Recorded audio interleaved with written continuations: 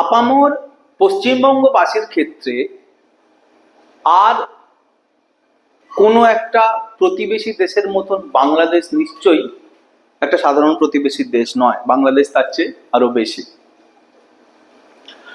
আজকের এই ক্লাস বাংলাদেশ, বাংলা ভাষা, ইতিহাস, প্রশ্ন, ভবিষ্যৎ। এই ক্লাসটা খুব রিলেভেন্ট ক্লাস, কিন্তু ক্লাস সম্বন্ধে কোনো কিছু বলবার আগেই আমি সবচেয়ে প্রথমে সিএসডিজির যে সমস্ত স্টুডেন্ট পশ্চিমবঙ্গ বা ভারতবর্ষের বাইরে রয়েছে বা বাংলাদেশে রয়েছে, যদি কেউ থেকে থাকো, তাদেরকে বলবো যে সাবধানে থাকো, ভালোভাবে থাকো। সিএসডিজি স্টুডেন্ট না হলেও যে কোনো স্টুডেন্টকেই আমরা এই বার্তাটা দেব, সচেতন থাকো, সাবধানে থাকো, ভালোভাবে থাকো, নিরাপদ আশ্রয়ে থাকো এবং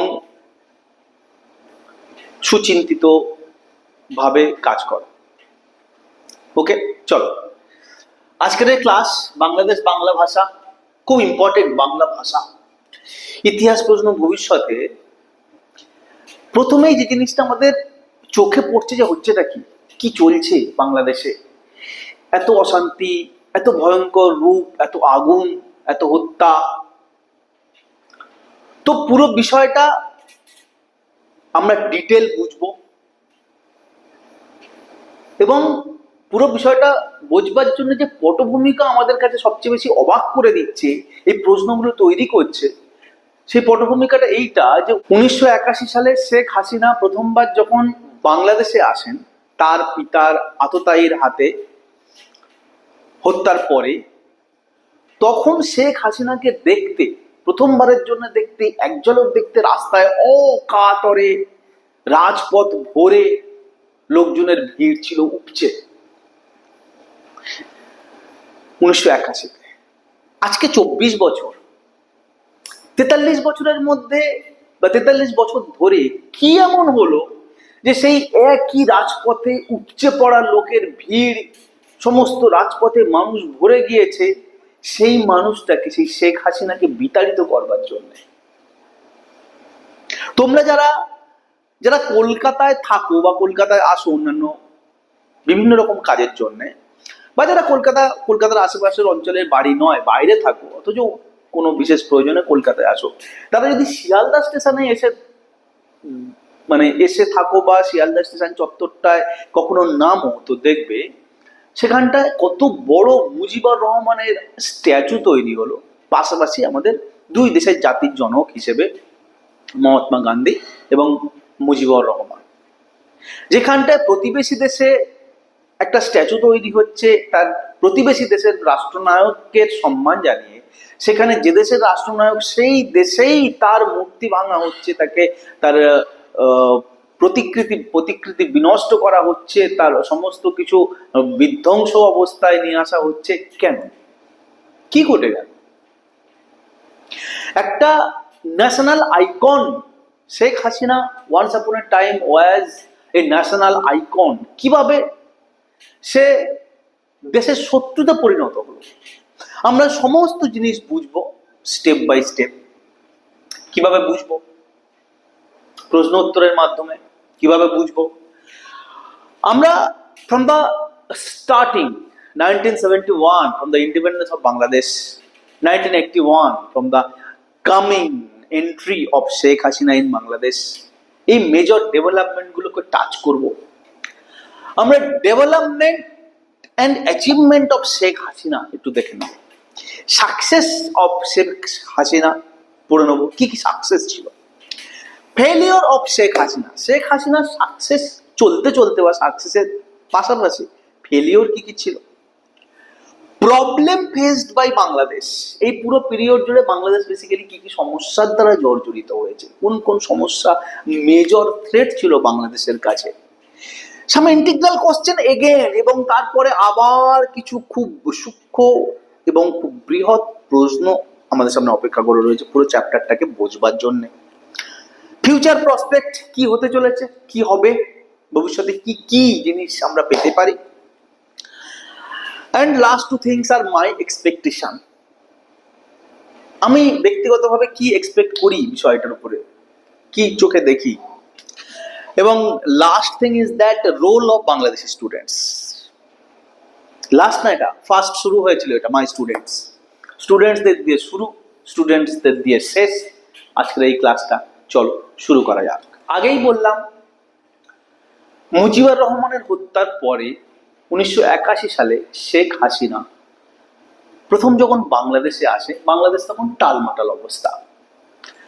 সেই অবস্থায় তিনি এসে প্রথমেই যেটা করেন সেটা হচ্ছে সব পার্টির সাথে মিটিং করেন, সমস্ত দলের সাথে কথা বলে, লিডার, অপোজিশন লিডার, ছোট লিডার, বড় লিডার, সকলের সাথে হাতে হাত মিলিয়ে তিনি চলতে থাকেন এবং একটা বড় অর্গানাইজেশনাল স্ট্রাকচার তৈরি করতে থাকেন। তিনি একটা লিডারশিপ কোয়ালিটি তিনি প্রদর্শন করতে থাকেন। পার্টির সাথে মিটিং হয়, সকলের সাথে বসতে থাকে, ডেমোক্রেটিক ভ্যালুস গুলোকে তিনি প্রোটেক্ট করতে থাকেন। মিটিং, মিছিল, মার্চ, জনসভা, প্রতিবাদ সভা, সব কিছুতেই যেখানে কিন্তু প্রো ডেমোক্রেটিক ভ্যালুস রয়েছে, প্রো ডেমোক্রেটিক পার্টিস রয়েছে, তার সাথে হাতে হাত মিলিয়ে, কাঁধে কাঁধ মিলিয়ে দিন রাত এক করে তিনি সমগ্র বাংলাদেশ জুড়ে তার প্রভাব এবং অস্তিত্ব বিস্তার করেন। ক্লিয়ার? কাজটা ফল 1990 সালে দেখা যায়, যখন এন্ড অফ মিলিটারি রুল, বাংলাদেশে মিলিটারি রুলের সমাপ্তি ঘটে এবং শেখ হাসিনা একজন ন্যাশনাল আইকন হিসেবে প্রতিষ্ঠিত হয়। National icon. ফলশ্রুতি হিসেবে 1996 তিনি পিএম তো বনেন, প্রাইম মিনিস্টার বাংলাদেশের তিনি শপথ নেন। 1996 থেকে 2001, 5 বছর তিনি প্রাইম মিনিস্টার হয়ে বিরাজ করেন। বাট 2001-এর ইলেকশনে খালেদা জিয়ার কাছে তিনি পরাজিত হন। খালেদা জিয়া বাংলাদেশ ন্যাশনাল পার্টির লিডার বা নেত্রী। ক্লিয়ার? সো আমি বলতে চাইছি তোমাদের যে তার আগমন, তার বাংলাদেশের জনগণের সাথে মিশে যাওয়া, জনগণের প্রতি তার সমবেদনা, তার ভালোবাসাকে প্রদর্শিত করা, তার বাংলাদেশে একটা আইকন এই জায়গায় প্রতিষ্ঠিত হওয়া এবং তারপরে যথারীতি নেক্সট ইলেকশনে হেরে যাওয়া, এই আপহিবেল, জীবনের আপস অ্যান্ড ডাউনস চলছে। 2001-এ খালেদা জিয়ার কাছে হেরে যাওয়ার পরের প্রায় 1 দশক সময়টা বাংলাদেশ কিন্তু খুব অস্থির অশান্ত অবস্থায় ছিল। পাওয়ার স্ট্রাগল হয়েছে, পলিটিক্যাল আনরেস্ট হয়েছে, সোশ্যাল আনরেস্ট হয়েছে, শেখ হাসিনাকে খুনের চেষ্টা করা হয়েছে, শেখ হাসিনার বিরুদ্ধে করাপশনের চার্জ আনা হয়েছে, শেখ হাসিনাকে একাধিকবার গ্রেফতার করা হয়েছে। পুরো সময়টাই কিন্তু খুব গোলযোগ এবং দ্বন্দ্বময় পরিস্থিতি ছিল। ওকে, 2008 সালে আবার ইলেকশন হয়, বাংলাদেশে জাতীয় ইলেকশন হয় এবং সেই ইলেকশনে জনগণ তাকে বিরাট জয়ী করে ফের প্রাইম মিনিস্টার বানান। 2009 সালে তিনি প্রাইম মিনিস্টার হিসেবে শপথ নেন। ওকে, এবং 2009 থেকে 2024-এর আগস্ট অব্দি তিনি এই সময়টা পুরোটাই বাংলাদেশের একচ্ছত্র ক্ষমতার অধিকারী প্রাইম মিনিস্টার হিসেবে ক্ষমতাসীন ছিলেন। শেখ হাসিনা মহিলা প্রধানমন্ত্রী হিসেবে বা কোনো দেশের কোনো জাতীয় সরকারের হেড হিসেবে সবচেয়ে বেশি দিন রাজত্ব করা কোনো মানুষ। So longest serving woman or female premier বা prime minister in the world, পৃথিবীর মধ্যে। Okay, just see the table. Okay, একটা 20 বছরের গ্যাপে ইকোনমিক ডাটার, অ্যাভারেজ ডাটা, এরকম একদম প্রিসাইজ ডাটা তোমরা গুগল থেকে চেক করে নিতে পারো। একটা অ্যাভারেজ ডাটা তোমাদেরকে টেবুলার ফর্মে আমি দিয়েছি একটা স্ট্যাটিস্টিক্স হিসেবে, to show the success and rise of Bangladesh as an economic power and success of Sheikh Hasina. During 1974-75 একাত্তরে বাংলাদেশ স্বাধীন হচ্ছে। এটা কি ইয়ার, এটা কি জিডিপি বিলিয়ন ডলার, হ্যাঁ বিলিয়ন ডলার, জিডিপি তো বিলিয়ন ডলার, অনেকটা বড় মাপের হবে একটা দেশের পুরো income, per capital income, per head income, growth, okay right সাইডে growth. So we are comparing four periods, 1974-75, 94-95, 2014-15, 2024-25, okay. So দেখো 1974-75 এ জিডিপি বিলিয়ন ডলার হিসেবে ছিল 13, অর্থাৎ 13 বিলিয়ন ডলার। 94-95 সেটা হয়েছিল 35 বিলিয়ন ডলার। 2014-15 হয়েছিল 180 বিলিয়ন ডলার। 2024-25, 22-23 হিসেব অনুযায়ী এটা 460 billion dollar. Can you imagine the growing trend? Per capita income, again striking, mind blowing. Per capita income 1974-75 নাগাদ ছিল $200 মাথা পিছু। 1974-75 নাগাদ ছিল $200, 1994-95 নাগাদ ছিল এটা $310, 2014-15 এটা হয়েছিল $1200, আর 2024-25 এটা হয়েছে $2600, $2600। সো একটা রাইজ, একটা high rise you can feel. Again growth পুরো পিরিয়ডটা জুড়ে 4 থেকে 5%, 5 থেকে 6%, 6 থেকে 7%, 7 থেকে 8%, পুরো পিরিয়ডটা জুড়ে গ্রোথ রয়েছে,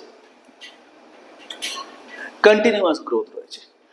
in fastest growing nation Bangladesh দারুণ ভাবে এগোচ্ছিল। গত 5-7 বছরে প্রতি বছরই প্রায় 10%-এর উপরে ইনক্রিজ হচ্ছিল তার আগের বছরের তুলনায়, আগের ফাইন্যান্সিয়াল ইয়ারের তুলনায়, এবং পার ক্যাপিটাল ইনকাম 3 গুণ বেড়ে গেছিল বাংলাদেশ যেখান থেকে শুরু করেছিল তার তুলনায়। 250 লাখ লোক বিপিএল এর ওপরে উঠে গেছিল, অর্থাৎ একটা দেশ গরিব থেকে বড় লোক বা মধ্যবিত্ত, থার্ড ওয়ার্ল্ড থেকে সেকেন্ড ওয়ার্ল্ড, সেকেন্ড ওয়ার্ল্ড থেকে ফার্স্ট ওয়ার্ল্ডে ওটার যে মেন ইন্ডিকেটর বিপিএল, 250 লাখ লোক বিপিএল এর সীমারেখার উপরে উঠে এসেছিল অর্থনৈতিক সমৃদ্ধির কারণে। মেগা প্রজেক্টস হয়েছিল, হাইটেক ম্যানুফ্যাকচারিং হয়েছিল, লাইক পদ্মা ব্রিজের গল্প তো আমরা শুনেছি। সো ইকোনমিক স্টেবিলিটি ছিল, সোশ্যাল স্টেবিলিটি ছিল, ল অ্যান্ড অর্ডার ছিল, পলিটিক্যাল পিস ছিল। অ্যান্ড এই কনটেক্সটে আমি অবশ্যই বলবো তোমাদেরকে, নিশ্চয়ই আমরা স্যার ডক্টর মোহাম্মদ ইউনূসের কথা ভুলবো না বা মনে রাখবোই। তার কারণ যতক্ষণ বাংলাদেশের ইকোনমিক প্রসপেক্টের আলোচনা চলবে, সেখানে বাংলাদেশ থেকে একজন ভদ্রলোক বা স্যার একটা নোবেল পাবেন ইকোনমিক্সে, এটা বাংলাদেশের গর্ব না, এটা উপমহাদেশের গর্ব, এটা টোটাল থার্ড ওয়ার্ল্ডের গর্ব। তো মোহাম্মদ ইউনূস তিনি একজন নোবেল লরেট, তার প্রচুর কৃতিত্ব রয়েছে বাংলাদেশের ইকোনমিতে, তার প্রচুর কন্ট্রিবিউশন রয়েছে ইকোনমিকে বুম বুস্ট করার পিছনে।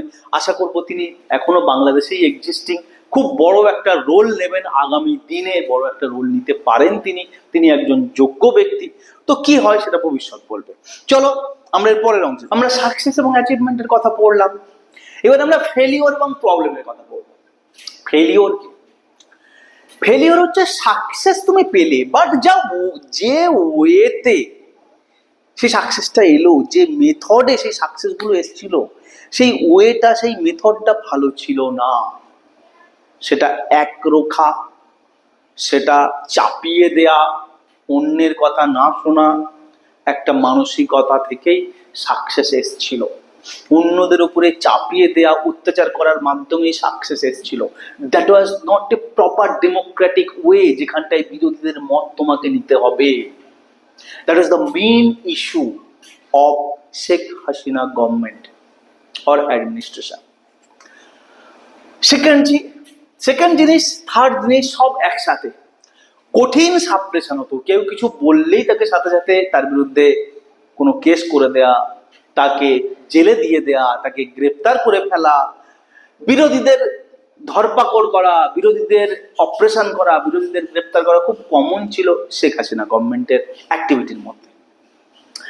ইভেন ইলেকশনের সময় নমিনেশন করতে না দেয়া বিরোধী দলগুলোকে বা অপোনেন্ট পার্টিগুলোকে, ওপিনিয়ন ডিফারেন্সেস অফ ওপিনিয়ন হয়ে গেলে, যখন মতের বিরুদ্ধে কোনো জিনিস আমি দেখতে পাচ্ছি, আমি একটা বলছি কথা, সেই কথাটা মানছে না অন্য কোনো একটা মানুষ, অন্য কিছু বলছে, তো তাকে আমার মানতে যে কষ্টটা, সেটা ভয়ঙ্কর হয়ে গেছিল। অর্থাৎ ডিফারেন্ট ওপিনিয়ন যেটা, তাকে একেবারেই গুরুত্ব দেওয়া হতো না, ভীষণ রকমের কড়া দমন পীড়ন নীতির মাধ্যমে সেটাকে চেপে দেওয়া হতো। এবং প্রত্যেকটা ইনস্টিটিউশনে সরকারের, প্রত্যেকটা ইনস্টিটিউশনের ভিতরে সরকারের একটা দখলদারি, সরকারি একটা কবজা করে নেওয়া, করায়ত্ত করে ফেলা, সেই ইনস্টিটিউশনটা যে কোনো ধরনের ইনস্টিটিউশন হোক না কেন, সেটায় দলীয় রাজনীতির একটা আখড়া বানিয়ে ফেলা, সেটার সমস্ত সিদ্ধান্ত, যদিও সেটা স্বায়ত্তশাসিত হয়েও থাকে, সমস্ত সিদ্ধান্তই পার্টির তরফ থেকে হওয়া, এই যে ক্যাপচারিং অফ ইনস্টিটিউশন, এইটা হয়ে গেছিল প্রবলভাবে দেশের প্রত্যেকটা অর্গান এবং ইনস্টিটিউশন। এবং অবভিয়াসলি এই পুরো বিষয়ে যে watch dog, which we call the fourth pillar of democracy, that is কি, সেটা মিডিয়া, তার কণ্ঠরোধ করা হয়েছিল। অর্থাৎ বোঝো, স্টেপ বাই স্টেপ প্রত্যেকটা অ্যাঙ্গেলে কেমন করে বিরোধীদের এলিমিনেট করা হয়েছে, মিডিয়াকে সাপ্রেস করা হয়েছে এবং নিজের সাকসেসটাকে বহাল করা হয়েছে। বাট সাকসেস তো হয়েছে দেখতে পাচ্ছি, বাট সাকসেসের পিছনে এগুলো কি ছিল? These are the failure. These are the failure. Okay.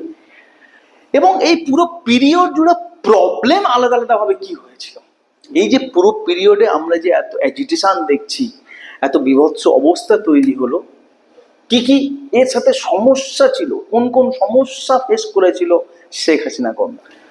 দেখো, বাংলাদেশ অর্থনৈতিকভাবে সমৃদ্ধি লাভ করেছে, তার প্রধান এবং প্রথম বা বলা যায় একমাত্র কারণ, সেটা হচ্ছে বাংলাদেশের বস্ত্র বয়ন শিল্প। তোমরা জানোই যে বাংলা, সে আগে অবিভক্ত বাংলাই হোক বা এখনকার বিভক্ত বাংলাই হোক, সবসময় আমরা কাপড়, টেক্সটাইল এগুলোতে অনেক বেশি এগিয়ে। তো বাংলাদেশের যে যে যে সেক্টরের ওপর দাঁড়িয়ে মেনলি ইকোনমিক ডেভেলপমেন্ট বা প্রসপারিটি এসেছিল, সেটা টেক্সটাইল সেক্টর। এখন ব্যাপারটা হচ্ছে যে এই টেক্সটাইল সেক্টর ছাড়া কিন্তু অন্য কোনো সেক্টরে বাংলাদেশ সরকার খুব একটা ডেভেলপ করতে পারেনি, কোনো ম্যানুফ্যাকচারিং ইউনিট খুব বড় রকম ভাবে সাকসেসফুলি বানাতে পারেনি। এটা একটা ব্যর্থতা ছিল, এটা প্রবলেম ছিল। এবং কোভিড ভয়ঙ্কর ভাবে এই সেক্টরটাকে ধাক্কা মারে। করোনার সময় যে মহামারীর কবলে সারা বিশ্ব পড়েছিল, তার মধ্যে বাংলাদেশের এই সেক্টর, বস্ত্র বয়ন বা টেক্সটাইল সেক্টরটা কিন্তু দারুণ ধাক্কা খায়। অর্থাৎ তোমার কাছে একটাই মাত্র উপায়, আর সেই উপায়টাই কোনো একটা বিশেষ কারণে যদি বন্ধ হয়ে যায়, তাহলে তোমার অর্থনৈতিক অবস্থা কেমন হবে? টালমাটাল হবে, বেসামাল হবে। ঠিক সেটাই ঘটেছিল বাংলাদেশের সাথে। তো কোভিড হিট হওয়ার পরে ইনফ্লেশন হয়ে গেছিল 10%। কেন? ইমাজিন, তুমি গতবারে যা তোমার জিডিপি ছিল, তার চেয়ে তুমি 10% জিডিপি এবারে বেশি শো করলে, প্রডিউস করলে টোটাল দেশের উৎপাদন। কিন্তু যদি সেটা 10% ইনফ্লেশনেই খেয়ে গেল, তাহলে তো এক কথায় লাভ, এক কথায় বাড়তি বৃদ্ধি কিছুই হয়নি। দেখাচ্ছি গতবারের তুলনায় এবারে 10% ইনক্রিজ হয়েছে, বাট দেখা যাচ্ছে যে 10% বা তার চেয়ে বেশি কোথাও কোথাও ইনফ্লেশন ঘটে গেছে। লাভ কি হয়েছে তাহলে দেশে? এবং এই ব্যাপারগুলো সামাল দেওয়ার জন্য ফরেন ডেট, বিদেশ থেকে ঋণ নেয়া, লোন নেয়া, তা বেড়েছে। দেখো, ফরেন ডেট অলমোস্ট সব কান্ট্রি নেয়, দু চারটে খুব প্রথম দিকের দেশ ছাড়া। ফরেন ডেট নেওয়া একটা ন্যাচারাল ইকোনমিক ইভেন্ট এই দেশটা চালানোর জন্য। ব্যাপারটা হচ্ছে সেটা কতটা ব্যালেন্সে থাকছে, কতটা কন্ট্রোলে থাকছে। ফরেন ডেটটা একের পর এক মাল্টিপ্লাই হয়ে বেড়ে যাচ্ছে, আর ফরেক্স রিজার্ভটা সেটা ধীরে ধীরে কমে যাচ্ছে। তখন ইমব্যালেন্স তৈরি হয় ইকোনমিতে, তখন সমস্যা তৈরি হয়, যেটা বাংলাদেশের সাথে হয়েছিল। এবং যার ফলে একটা প্রো পিপল গভর্নমেন্ট যে সেন্টিমেন্টটা মানুষের মনে জন্ম দিয়েছিল সেটা শেষ হয়ে গেছিল, সেটা নষ্ট হয়ে গেছিল, বরং মানুষের সাথে বাংলাদেশ সরকারের একটা শত্রুতা তৈরি হয়ে যাচ্ছিল। ক্লিয়ার? আর কি কি সমস্যা ছিল? এটা তো একটা ইকোনমিক ক্রাইসিস বললাম। সমস্যা big, quota reservation. It's a big issue. What is quota reservation? First of all, quota reservation, কোটার পরিমাণটা খুব ভয়ঙ্কর, 56%। এখন মুক্তিযুদ্ধে, অর্থাৎ বাংলাদেশ স্বাধীন হওয়ার সময় যারা যারা মুক্তিযুদ্ধে বা সেই ফ্রিডম ফাইটে, ফ্রিডম স্ট্রাগলে পার্ট নিয়েছিল, যেটাকে বাংলাদেশ সরকার মুক্তিযুদ্ধ বলে, তাতে যারা অংশগ্রহণ করেছিল তাদের পরিবার বা তাদের পরিবারের পরবর্তী প্রজন্ম সরকারি চাকরিতে বা সুযোগ সুবিধা পেতে কিছু রিজার্ভেশন পাবে। এইটা হয়েছিল সেই দিনের পলিসি, এবং সেই রিজার্ভেশনের পার্সেন্টেজটা কত? 56%। That is a big percentage. তো এটা হয়তো সেই দিনের জন্য ঠিক ছিল, বাট পরবর্তীকালে যখন দেশ ডেভেলপ হয়ে গেছে, যখন সেই দিনের পুরনো ঘাস শুকিয়ে গেছে, নতুন প্রজন্ম তৈরি হয়েছে, তারা সেই সেন্টিমেন্টটাকে ফিল করতে পারে না, তাদের মধ্যে অন্য সেন্টিমেন্ট তৈরি হয়েছে, তারা এই 56% রিজার্ভেশনটাকে অনেক বেশি আনএথিক্যাল এবং আনজাস্টিফাইড মনে করছে। তারা এটার বিরুদ্ধে বারবার প্রতিবাদ করেছে, অনেকবার প্রতিবাদ করেছে যে এই কোটাটা তুলে দেওয়া হোক। ওকে, বাট সেই প্রতিবাদে কোনো রকম কান দেয়া হয়নি। প্রতিবাদে কান সরকার না দিতে পারে, কিন্তু একটা দেশের ছেলেরা, মেয়েরা, স্টুডেন্টরা, সেই দেশের স্টুডেন্টরা যখন সরকারের বিরুদ্ধে কোনো একটা ইস্যু নিয়ে, যেটা একটা এডুকেশনাল সেক্টরের মধ্যে সীমাবদ্ধ ইস্যু নিয়ে যখন প্রতিবাদ করছে, সরকার না শুনলো, কিন্তু তাদেরকে ট্রেটার বলা, এটা ঠিক হয়নি, এটা ঠিক হয় না। তাদেরকে ট্রেটার বলা, তাদেরকে টেররিস্ট উপাধি দেয়া, এটা বাংলাদেশ সরকার, শেখ হাসিনা সরকার করেছিল, যা বাংলাদেশি স্টুডেন্ট, সাধারণ মানুষ মেনে নিতে পারেনি।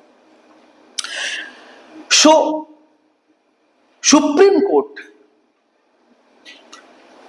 কোটা রিজার্ভেশনটা নিয়ে যখন ব্যাপক এবং হ্যাবক সমস্যা হচ্ছে, তখন কোটা সিস্টেমটাকে, রিজার্ভেশনটাকে অলমোস্ট তুলে দিয়েছিল, অর্থাৎ কোটা অ্যাবলিশ করে দিয়েছিল। বাট প্রোটেস্ট কিন্তু কন্টিনিউ হতে থাকে, প্রোটেস্ট চলতে থাকে, এবং সেই প্রোটেস্টটাকে বন্ধ করার জন্যে গভর্নমেন্ট যদি মিটিং করতো, গভর্নমেন্ট যদি সবাই ডাকতো, দু চারটে অধিবেশন করতো, তাদেরকে নিয়ে দু চারটে আলোচনা করতো, তাহলে একরকম হয়তো অন্যরকম একটা রেজাল্ট দেখতে পারতাম। গভর্নমেন্ট সেগুলো করেনি। নো মিটিং, নো কনফারেন্স, না কিচ্ছু, নো কমিটি। গভর্নমেন্ট কি করেছে? পুলিশ দিয়ে তাড়িয়েছে, পুলিশ দিয়ে গুলি চালিয়েছে। সব পুলিশ ক্র্যাকডাউন হয়েছিল স্টুডেন্টদের উপর, সাধারণ মানুষের উপরে, প্রতিবাদকারীদের উপরে, যেটা একটা ভয়ঙ্কর সমস্যা, উত্তেজনা, অপমানের জায়গায় পৌঁছে গেছিল বাংলাদেশের আপামর জনসাধারণের মধ্যে। এবং সবচেয়ে শেষ এবং ভয়াবহ পরিস্থিতি কফিনে পেরেক বাঁধার মতন হয়েছিল যখন এই ব্যাপারটার মধ্যে মিলিটারি আসে এবং মিলিটারি সাধারণ মানুষের পাশে দাঁড়িয়ে যায়, মিলিটারি সাধারণ মানুষের কজটাকে সাপোর্ট করা শুরু করে, উল্টে বাংলাদেশ সরকার বা বাংলাদেশ পুলিশের বিরুদ্ধে গিয়ে। Okay, so all these are failure and problems of Sheikh Hasina government. So some integral questions are there, অঙ্গাঙ্গিভাবে পুরো ঘটনার সাথে দুটো প্রশ্ন জড়িয়ে আছে, দুটো প্রশ্নের দিক জড়িয়ে আছে। আমরা একটু ডিসকাস করে নিই, একটু ভেবে নিই প্রশ্নগুলো কেমন।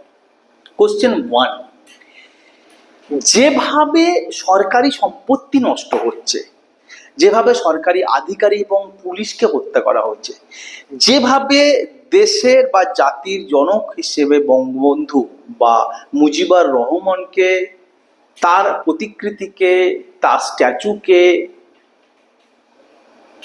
ধ্বংস করা হচ্ছে, তাতে অনেকে প্রশ্ন তুলছে যে এটা কি স্টুডেন্টরা করতে পারে? একটা দেশের স্টুডেন্টরা যাই করুক না কেন, এত নৃশংস, এত বিধ্বংসী কি হতে পারে? এত নির্মম, এত হৃদয়হীন, ভাড়া করা গুন্ডার মতন কি আচরণ করতে পারে? এই প্রশ্নের পরিপ্রেক্ষিতেই যে প্রশ্নটা মেজর উঠে আসে, সেটা হচ্ছে এর পিছনে কার হাত আছে। অর্থাৎ একটা ডেমোক্রেটিক স্ট্রাকচারের মধ্যে থেকে কিছু স্টুডেন্ট একটা রিজার্ভেশনের এগেনস্টে প্রতিবাদ করছিল, সেখান থেকে যে একটা মাস ভায়োলেশন তৈরি হলো, মাস প্রোটেস্ট তৈরি হলো, একটা প্রাইম মিনিস্টার সে দেশ ছেড়ে পালাতে বাধ্য হলো এবং দেশটাকে লন্ড ভন্ড তছনছ করে ফেলা হচ্ছে। মাইন্ড ইট, প্র্যাকটিক্যালি কিন্তু তাই হচ্ছে। বাংলাদেশের এতে আলটিমেটলি ইমেজ খারাপ হচ্ছে এবং বাংলাদেশের আলটিমেটলি ইকোনমি নষ্ট হচ্ছে। তো এটা কি কেবল স্বতঃস্ফূর্তভাবে হচ্ছে, নাকি এর পিছনে কারোর হাত আছে? এর পিছনে কারোর হাত আছে মধ্যে প্রথমেই যে অ্যাঙ্গেল চলে আসে আমেরিকা। আমেরিকার কিছু অ্যাঙ্গেল আছে, মিলিটারি বেস বানানো নিয়ে কিছু ইঙ্গিত এই বিষয়ে কোথাও কোথাও পাওয়া যায়, যদিও খুব স্পষ্ট নয়। এর পিছনে চায়নার হাত আছে, কেননা চায়না সবসময় বাংলাদেশকে তার ক্যাপচারে রেখে ভারতের সাথে মোকাবিলা করবার পথটা বা স্ট্র্যাটেজিটা সে বহাল রাখে। এবং এর পিছনে পাকিস্তানের হাত আছে, যেহেতু পাকিস্তান দাবি করে যে বাংলাদেশ তার পার্ট, বাংলাদেশ তার থেকে ভেঙে বার করার পিছনে ভারতের ষড়যন্ত্র রয়েছে। সো থিং ইজ দ্যাট চারি হাত থাক, দেখতে হবে বাংলাদেশ নষ্ট হয়ে গেলে, বাংলাদেশ বিনষ্ট হয়ে গেলে লাভ কার। বুঝতে হবে যে সেখানটায় সে জড়িত। হতে পারে যে এরা এই ঘটনার আগে জড়িত হয়নি, এই অ্যানার্কি নৈরাজ্য তৈরি হচ্ছে বাংলাদেশে, তার ফলে এরা আসতে পারে। আগে বা পরে যেভাবেই হোক এদের ইন্টারভেনশন ঘটতে পারে, এবং এদের ইন্টারভেনশন ঘটলে বাংলাদেশ প্রত্যেকের কাছেই কিন্তু অনেক ভালনারেবল। বাংলাদেশ অনেক বেশি মোবিলাইজড হয়ে যেতে পারে অন্য এই যে কোনো দেশের দ্বারা। এটা এক নাম্বার প্রশ্ন। Second integral question is that এরপর কি হবে, কি হতে চলেছে, আমরা কি পেতে চলেছি। অপশন আছে কিছু। একটা ইন্টারিম গভর্নমেন্ট হবে, সেটা বোধহয় আমি ভিডিও করার কিছুক্ষণ আগে দেখলাম বোধহয় ডিক্লেয়ারও করতে চলেছে বা ডিক্লেয়ার করবে এরকম কিছু, বা বলেছেন সেনাপ্রধান বলেছেন। ওকে, প্রপার ডেমোক্রেসি এস্টাবলিশ হবে, যেটা একটা স্বপ্ন, একটা নব বাংলাদেশ গঠনের স্বপ্ন নিয়ে বাংলাদেশের সাধারণ মানুষ, বাংলাদেশের ছাত্র যুব সমাজ এই প্রতিবাদটা শুরু করেছিল, সেটা হবে। That is the best thing for Bangladesh. যদি হয় সেটা সবচেয়ে ভালো হবে। থার্ড, মিলিটারি স্টেট হবে, বেশ খারাপ হবে। যদিও মিলিটারি স্টেট কোথাও কোথাও, যেমন ধরা যাক আমরা যদি ভেনিজুয়েলার দিকে যাই বা কোথাও ওই আমাদের আমেরিকার আশেপাশে যে ছোট দ্বীপগুলো, কিউবা, এরকম কিছু এক জায়গায় যায়, সেখানটা প্রচন্ড অথরিটেরিয়ান একটা গভর্নমেন্ট তৈরি হয়, মিলিটারি তারা মেনলি চলে। খারাপই সেগুলো, ডেমোক্রেটিক ভ্যালু তাতে নষ্ট হয়। আর থাকে যে মিলিটারিও কিছু করতে পারলো না, দেশটা সবে মিলে 9-6 করে শেষ করে দিল। অর্থাৎ টোটাল ফেলিওর, টোটাল মেস। সেটা হবে সবচেয়ে খারাপ জিনিস। কি হতে চলেছে তা ডিপেন্ড করছে বাংলাদেশের মানুষরা কি সিদ্ধান্ত নিতে পারে, কি কি সিদ্ধান্ত নিতে চলেছে।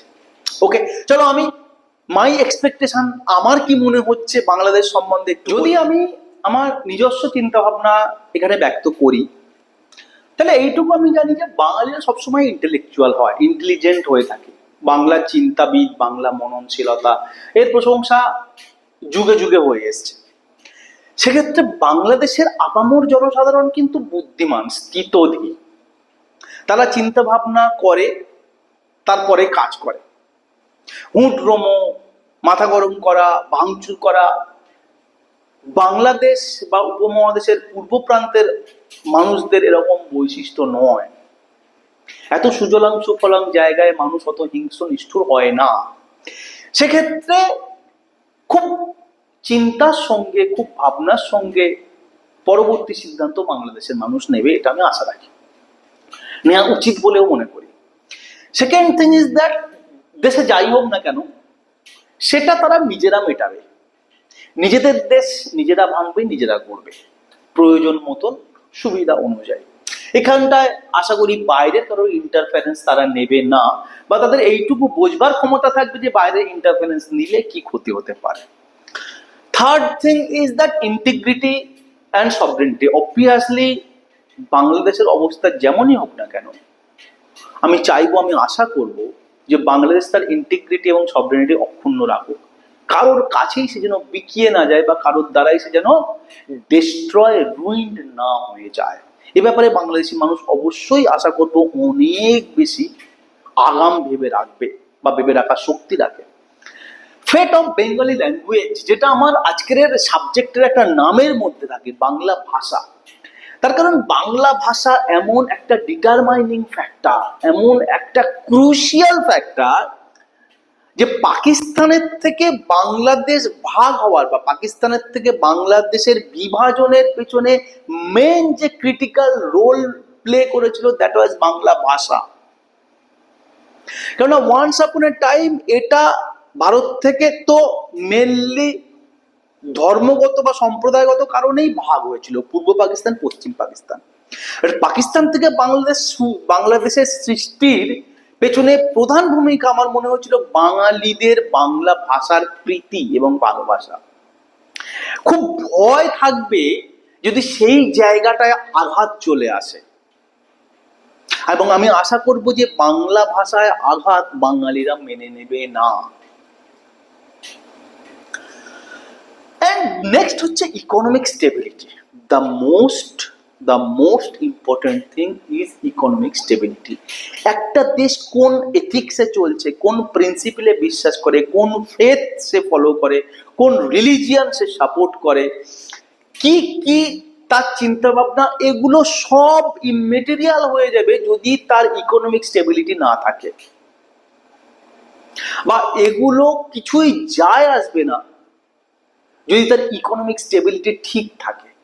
অর্থাৎ একটা দেশে প্রসপারাস থাকবে, তার সমস্ত মানুষ গরিব সীমার, গরিব রেখার উপরে থাকবে, সোজা কথায় খাবার দাবারের, অন্ন বস্ত্র সংস্থানের কোনো সমস্যা হবে না, দেশটা আগে প্রোগ্রেস করবে, দেশটা ডেভেলপমেন্ট হবে। That is the most important thing for an economy, for a nation. বাংলাদেশের কাছে আজকে সবচেয়ে বড় চ্যালেঞ্জ তার ইকোনমিটাকে টিকিয়ে রাখা। এবং আমি আমার ভিডিওটা শেষ করব, আমি ভিডিও যাদের দিয়ে শুরু করেছিলাম সেই স্টুডেন্টদের।